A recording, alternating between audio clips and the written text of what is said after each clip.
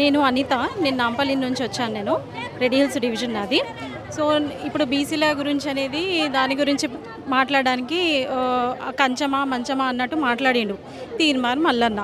నేను ఎస్సీని, కానీ నేను సాటి మహిళగా పోరాడడానికి వచ్చాను. నేను ఇక్కడికి సాటి మహిళలుగా ఇట్లా కవితక్క గురించి ఇలాంటి వ్యాఖ్యలు చేయడం చాలా నేను తీవ్రంగా ఖండిస్తున్నాను. తీర్మార్ మల్లన్న నీకు ఖబర్దార్, ఇంకొకసారి ఇలాంటి మాటలు మాట్లాడితే ఆడపిల్లలు అనుకుంటున్నావా ఏమనుకుంటున్నావు? నీ ఇంట్లో ఆడవాళ్ళు ఆడవాళ్ళని ఇలానే మాట్లాడితే మీరు ఊరుకుంటారా చెప్పండి? ఆ విధంగానే నిన్న జరిగిన ఇష్యూ అలానే జరిగిందనమాట. వాటిపైన దాడి. ఇప్పుడు వాళ్ళ ఇంట్లో లేడీస్ ఎవరైనా ఉంటే కింద ఈ విధంగా కంచమా మంచమా అంటే ఊరుకుంటాడా తీర్మార్ మల్లన్న? ఖచ్చితంగా దాడి చేస్తాడు. కాబట్టి మేము కూడా ఆ విధంగానే అంటే మామూలుగా లేడీస్ మీద మాకు దాడి జరిగింది నిన్న, జరిగిన దానిపైన ఇంకా ఇన్సిడెంట్ మీద. కాబట్టి ఇక్కడ సాటి మహిళలుగా మేము అందరము ఎందుకు వచ్చాం అంటే ఒక కవితక్కనే అన్నాడు, వదిలేద్దాము అయిపోయింది అని అనుకుంటుండు. కానీ ఇంతమంది కవితక్కలుగా ఎదుర్కోవాల్సిన పరిస్థితి ఉంటుందని తీర్మానం మన్నలకు తెలియదు.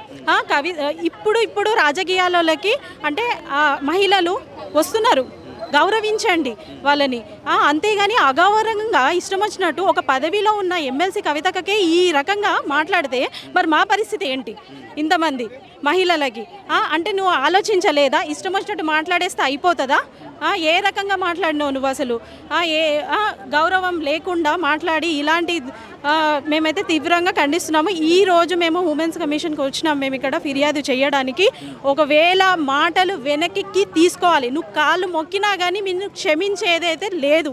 ఇంతమంది మహిళలమందరం కూడా తెలంగాణ ఆడబిడ్డలమందరం కలిసి కట్టుగా వచ్చి నిన్ను ఉరికించి కొడతాం మేము తెలంగాణ నుండి. పేరుతో నిరసన అని చెప్పి కావాలని వచ్చి కొట్టిపోయారు, అది వెళ్ళారు. ఇక్కడ పెద్ద రక్తపాతం సృష్టించారంటే చంపే ప్రయత్నం జరిగింది అని చెప్పి తీర్మానం మళ్ళీ చెప్తాను. అంటే అందరము చూసాం కదా ఆయన చేసినట్టు వాక్యాలని అందరము విన్నాము. ఖచ్చితంగా ఆయన మళ్ళీ ఒకసారి మీరు చూడండి. అందులో ఏది కంచమా మంచమా అన్నాడు. కంచం దేనికంటారు, మంచం దేనికంటారు? అంటే ఎంతమందిని మంచంలో చేసుకుంటూ ఇలాంటి పొజిషన్కి వచ్చినావు అని మేము అడుగుతున్నాం ఈరోజు. నీకు ఏ రకంగా నువ్వు అంటావు? గౌరవం లేకుండా సాటి మహిళల మీద గౌరవం లేదా? నువ్వు ఒక పొజిషన్లో ఉన్నావు, ఇలాంటి మాటలు మాట్లాడాల్సిన పరిస్థితి ఏంటి? మిగతా ఆడవాళ్ళది పరిస్థితి ఏంటి? అసలు గౌరవం లేకుండా మాట్లాడడము ఇది కరెక్ట్ కాదు. ఖబర్దార్ తీర్మార్ మల్లన్న, ఇంకొకసారి ఇలాంటి మాటలు మాట్లాడినావు అనుకో, నువ్వు నీది చింతపండు అవుతుంది.